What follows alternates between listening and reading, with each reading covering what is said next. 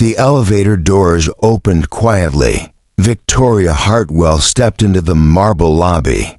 Her heels clicked against polished stone. She had built Hartwell Medical Technologies from nothing after her husband's sudden death 15 years ago. The Indianapolis-based company now employed over 400 people, manufacturing life-saving equipment for hospitals across the Midwest.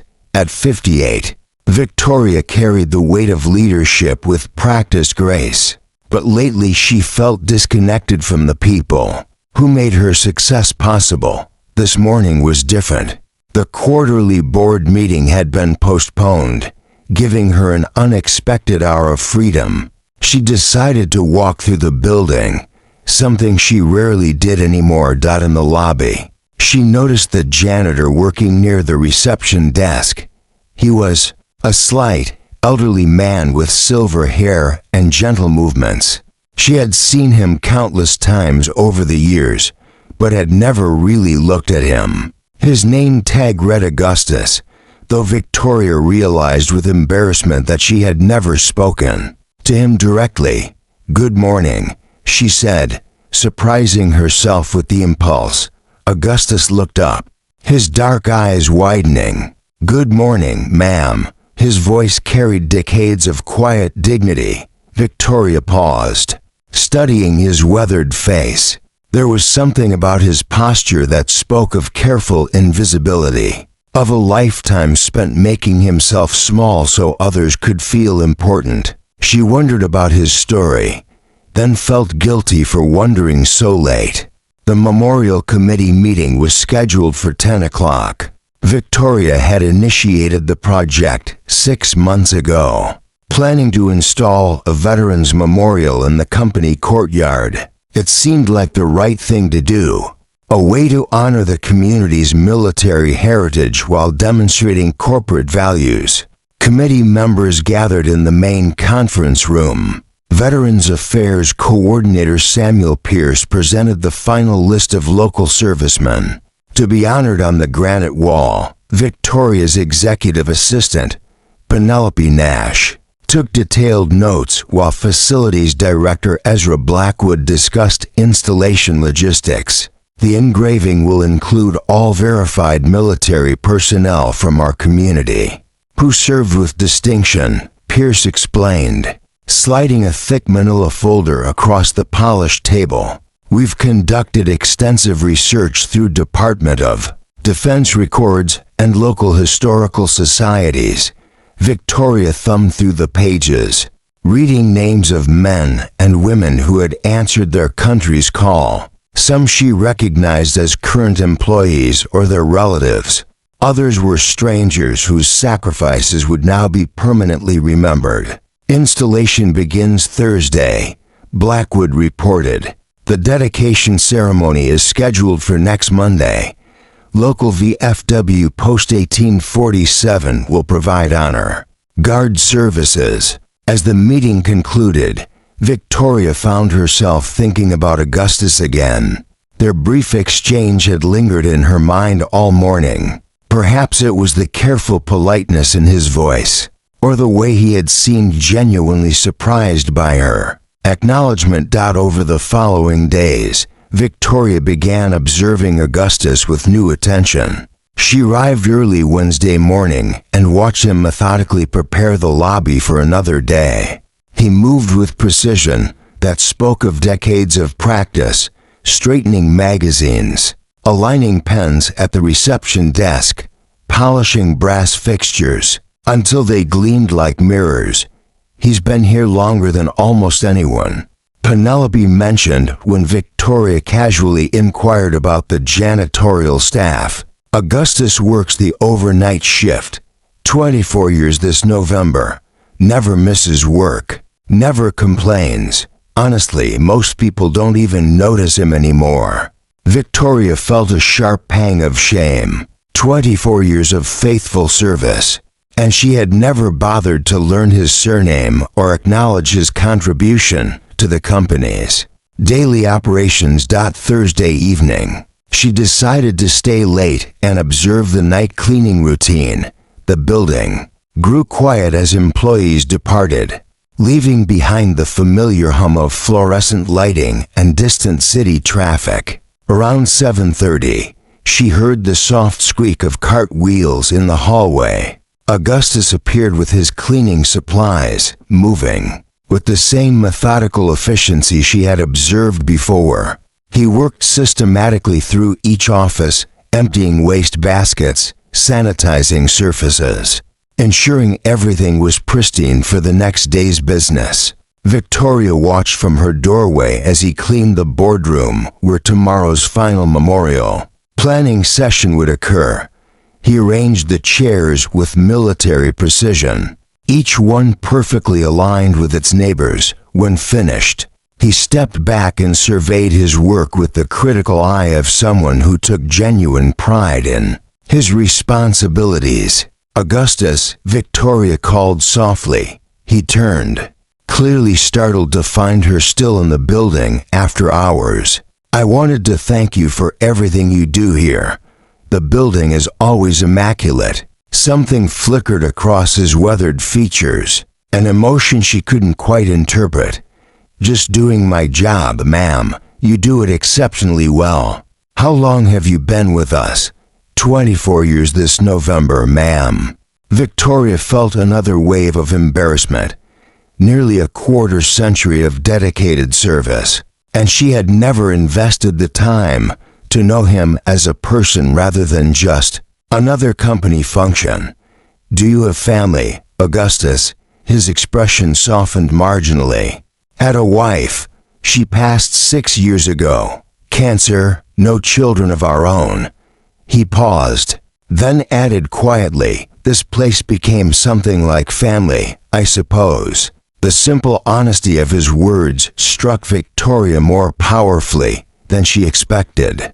Here was a man who had devoted more than 2 decades to caring for her company, and she had never seen him as more than part of the institutional landscape. Friday arrived with unexpected warmth for late October in Indianapolis. Victoria stood in the courtyard observing the installation crew position the black granite memorial wall. The polished stone reflected autumn sunlight, its surface smooth and ready for bronze plaques bearing the names of local veterans. Blackwood supervised the installation, while Pierce reviewed the final placement specifications for each commemorative plaque. Victoria found herself anticipating Monday's dedication ceremony. Local dignitaries would attend, along with veterans' families and company employees. It would be a meaningful tribute to those who had served their country with honor. As the workers completed their setup, Victoria returned to her office to prepare for the weekend. The building would be quiet except for Augustus making his nightly rounds. She wondered about his background, whether he had military experience. Many men his age had been drafted during Vietnam, though he had never mentioned service. Sunday evening brought an unexpected phone call from Pierce. "Mrs. Hartwell, I apologize for calling you at home, but we've discovered a significant oversight with the memorial plaques." Victoria's stomach clenched. "What kind of oversight?" "We've identified an additional veteran who should be included, someone we missed in our initial research. The problem is we cannot manufacture a replacement plaque before Monday's ceremony." "Who is the veteran?" "A gentleman named Augustus Pemberton. He served multiple tours in Vietnam, earned both Bronze Star and Purple Heart decorations. His current address matches your company's location, which is how he appeared in our final database cross-reference." Victoria felt the room tilt around. "Her, Augustus Pemberton?" "Yes, Mum. Do you know this individual?" Victoria sank into her kitchen chair, mind reeling. "He works here. He's our night custodian." "Interesting coincidence. He absolutely should be included in the memorial. Would it be possible to postpone the ceremony until we can manufacture his plaque?" Victoria's throat constricted. "No, we'll find another solution." After ending the call, she sat motionless in her dimly lit kitchen. Augustus Pemberton, Bronze Star recipient, Purple Heart recipient, multiple tours in Vietnam. How had she shared a building with a decorated war hero for nearly a quarter century without knowing his story? The magnitude of her blindness overwhelmed her. She recalled countless times she had walked past him, numerous company events where he had been invisible in the background, cleaning up after people who had never risked anything more dangerous than a hostile board meeting. A man who had sacrificed for his country, relegated to emptying trash while executives made decisions about honoring veterans. Monday morning arrived overcast and humid. Victoria reached the office earlier than usual, hoping to find Augustus before he concluded his overnight shift. She located him in the supply room, organizing cleaning materials with characteristic meticulous care. "Augustus, could we speak privately in my office?" He looked concerned, as if anticipating disciplinary action. "Yes, ma'am." Victoria led him to her corner office and gestured toward the leather chair facing her desk. He sat carefully, hands folded, in his lap with military bearing. "Augustus, I need to ask you something important, and I want complete honesty." He nodded solemnly. "Did you serve in the United States military?" Something transformed in his posture. His spine straightened imperceptibly, and for a moment Victoria glimpsed the soldier he had once been. "Yes, ma'am. United States Army, Vietnam. Multiple deployments between 1967 and 1971. Why have you never mentioned your military service?" Augustus remained quiet for a long moment.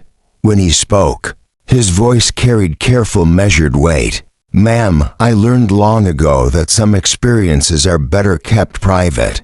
When we returned from Southeast Asia, most people preferred not to hear about what happened over there. They wanted us to disappear quietly and not remind them of things they'd rather forget. But you earned significant decorations. Bronze Star, Purple Heart." His eyes widened with surprise. "How do you know about those?" Victoria felt tears threatening. "The source doesn't matter. What matters is that I didn't know. For 24 years, you've worked in this building, and I never bothered to discover who you really are." Augustus shifted uncomfortably in his chair. "Ma'am, I don't understand the purpose of this conversation." Victoria stood and moved to her window overlooking the courtyard where the memorial wall awaited its dedication ceremony. "We're honoring local veterans today. Your name belongs on that wall." "My name, Augustus Pemberton, United States Army, Bronze Star recipient, Purple Heart recipient, war hero." She turned to see tears streaming down his weathered cheeks. He had covered his face with both hands, shoulders shaking with silent emotion. "I'm not a hero, ma'am. I just did what the situation required." Victoria moved around her desk and knelt beside his chair, something she had never done for any employee in 15 years of company leadership. "Tell me what happened in Vietnam." Double quotes. Augustus wiped his eyes and drew a shaky breath. "My unit was ambushed outside Khe Sanh. Heavy enemy fire pinned us down for hours. 4 of my squad members were wounded severely and couldn't reach safety. I made repeated trips to extract them under direct fire, retrieved all 4, but took shrapnel in my shoulder and leg during the final rescue." He paused, lost in distant memory. "Lost 2 of them anyway, at the evacuation hospital. Corporal Ezra Montgomery and Private First Class Miguel Santos, both just 19 years old." The name hit Victoria like physical impact. "Montgomery? Did you say Ezra Montgomery?" "Yes, ma'am. Kid from Georgia." always talking about the construction company he wanted to start after discharge. Augustus studied her with puzzlement. "Why do you ask?" Victoria's hands trembled as understanding dawned. "I need to make an urgent phone call." 30 minutes. Later, Ezra Blackwood sat in Victoria's office. His face drained of color as he stared at Augustus in recognition and disbelief. "You were there," Ezra said in a whisper. "You were the soldier who tried to save my older brother." Augustus's eyes went wide with shock. "Ezra Montgomery was your brother? He wrote about you in his final letter home. About Sergeant Pemberton who protected the younger soldiers, who risked everything to bring people home when others wouldn't." Ezra's voice cracked with emotion. "My family never learned what happened to you after the war ended." Victoria observed the two men, finally understanding why Ezra had always shown quiet respect toward Augustus, why he had ensured the custodial staff received excellent benefits and job security. He had known he had been protecting his brothers, would-be savior without either man realizing their connection. "Ezra, did you know Augustus's identity when you recommended him for employment?" Ezra shook his head slowly. "I suspected based on his age and background, but I wasn't certain." Augustus never discussed his military experience. "I've been searching for ways to honor him appropriately for years without making him uncomfortable." Augustus sat quietly, processing the revelation.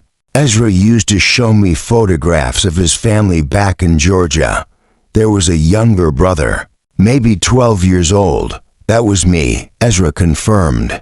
"He made me promise that if anything happened to him, I should remember the soldiers who tried to save each other over there. He said those men deserved recognition more than anyone." Victoria felt the profound weight of the moment settling around them. For decades, these two men had worked in the same building, each carrying fragments of a story that belonged to both of them, and she had been too self-absorbed to see any of it. "The memorial ceremony begins in 90 minutes, she announced. "We don't have a bronze plaque with your name, Augustus, but we're going to ensure you receive proper recognition."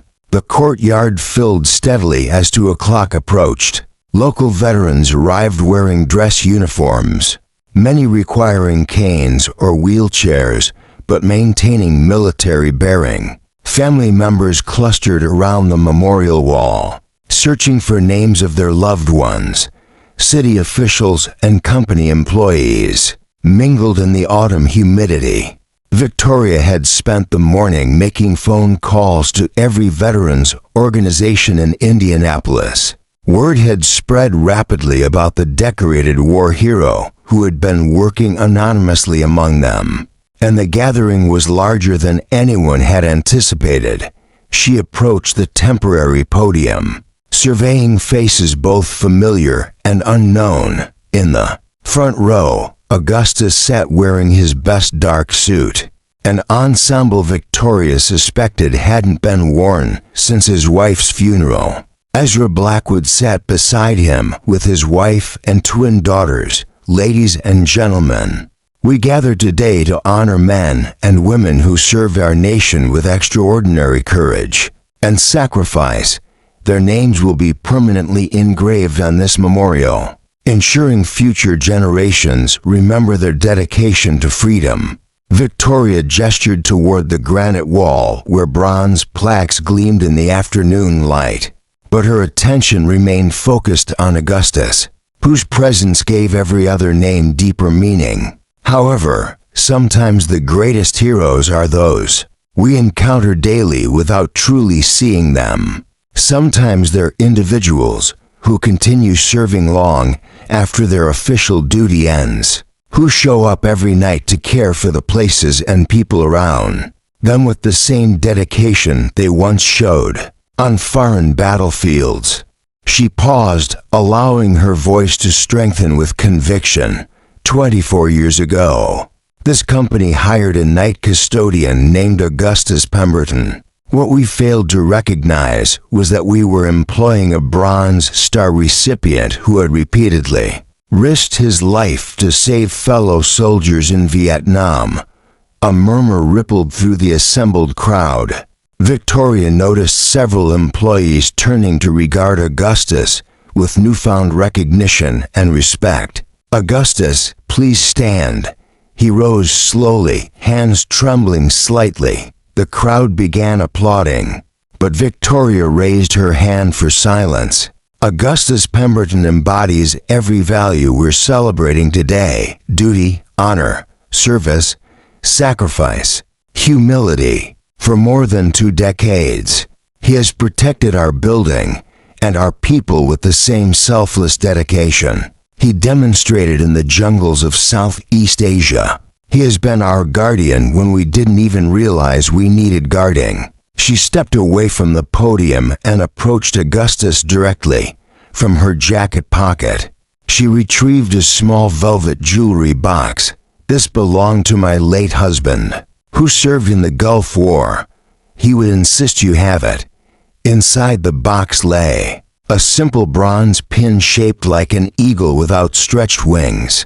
Victoria had discovered it among her husband's personal effects, but had never understood its full significance until this moment. As she pinned the decoration to Augustus's suit lapel, she whispered, "Thank you for your service, all of it, past and present." The applause that followed was thunderous and sustained. Victoria looked around the courtyard and saw tears on numerous faces. Understanding dawning on others, the memorial wall had become more than just a catalog of names. It represented a reminder that heroism often wears ordinary clothing, and reports for duty every single day. After the ceremony, as the crowd began dispersing, Victoria found herself standing with Augustus beside the memorial wall. He was studying the engraved names intently, his fingers tracing over several of them. "Do you recognize any of these veterans?" she asked. "A few." Vietnam created a surprisingly small community in many ways. He stopped at one particular name. "This man here, Captain Harrison Webb. He commanded my company for 8 months. Excellent officer. Got wounded severely and sent home after a rocket attack. What will you do now that people know your true identity?" Augustus smiled genuinely for the first time since she had known him. "Same thing I've been doing, I suppose. Take care of things, look after people. It's what I understand how to do best." Victoria felt a fundamental shift in her comprehension of leadership, service, and what it meant to truly see the individuals around her. "Augustus, I want to offer you something significant. We're creating a new corporate position, Veterans Advocate, someone to help connect our employees who serve with resources and support they might need, someone to ensure we honor military experience appropriately. Mom, I appreciate the thought, but I'm not comfortable speaking publicly. You wouldn't need to make speeches. You'd simply be yourself. Be available when needed. Sometimes that's all people require." Augustus considered. This proposal, weathered hands clasped behind his back in military fashion. "Would I still be permitted to maintain the building?" Victoria laughed with genuine warmth. "If that's your preference, absolutely. But you'd also have a proper office, and appropriate compensation, and the respect you should have received from the beginning." As they walked back toward the building together, Victoria realized the memorial wall had fulfilled its purpose in ways she never could have planned. It hadn't merely honored the deceased. It had revealed the living hero who had been among them all along, working quietly in the shadows, keeping their world clean and secure, while carrying his own burdens with quiet dignity. That evening, Victoria remained late again, not to observe Augustus, but to work alongside him. She helped empty wastebaskets and organize conference rooms. Learning to see the building through his experienced eyes, the work was humbling, but also peaceful. There was something deeply satisfying about leaving a place better than you found it. Mrs. Hartwell, Augustus said as they finished cleaning the executive conference room. May I ask you something? Of course. Why now? What made you suddenly start noticing me? Victoria leaned against the polished conference table, considering his question carefully. I think I was searching for something without understanding what it was. Authentic purpose. Perhaps real meaning.